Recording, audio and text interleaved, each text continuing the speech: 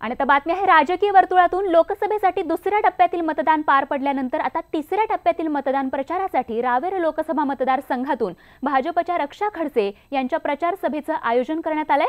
तर दुपारी 1 वाजता मुख्यमंत्री देवेंद्र फडणवीस आणि एकनाथ खडसे हे या ठिकाणी उपस्थित राहणार आहेत आणि त्याआधी जळगावच्या अमळनेर इथे मुख्यमंत्री देवेंद्र फडणवीस यांच्या जाहीर सभेचं देखील आयोजन करण्यात आलंय। तर दुपारी 12 वाजता त्यांची सभा होणार आहे।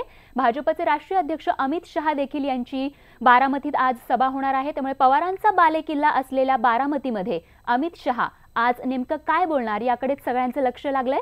तर दुपारी 3 वाजता ही सभा होणार असून शिवसेना पक्षप्रमुख उद्धव ठाकरेंची देखील आज औरंगाबादमध्ये सभा असणार आहे। संध्याकाळी 7 वाजता त्यांची जाहीर सभा या ठिकाणी होईल। शिवसेनेचे विद्यमान खासदार चंद्रकांत खैरे यांच्यासाठी या प्रचार सभेचं आयोजन करण्यात आलंय। पाणी प्रश्नावर लढली जाणारी ही शेवटची निवडणूक असेल। यापुढच्या निवडणुकीत इथला पाणी प्रश्न निकालात काढू असं आश्वासन दिलंय माढा लोकसभा मतदारसंघातील महायुतीचे उमेदवार रणजित निंबाळकर यांनी। ते पंढरपूर तालुक्यातील भाळवणी इथल्या प्रचार सभेत बोलत होते। देवधरचं पाण्याचं कॅनलचं काम करून या भागामध्ये पाणी आणण्याचा 100% प्रयत्न पूर्ण करणार आहे।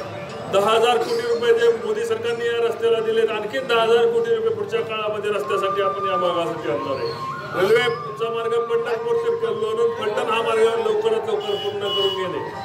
या भागाच्या पाण्याच्या प्रश्नावर ही शेवटची निवडणूक करण्याचा आमचा मानस आहे। याच्या पुढे निवडणुका पाणी प्रश्नावर होणार नाही। जेवढ्या ताकदीने बारामतीला पाणी नेलंय ते येणाऱ्या 8 दिवसाच्या आत निवडणूक झाल्यानंतर 8 दिवसाच्या आतच थांबवणे आणि ते थांबवून महामेवची तळी भरून पिऊ।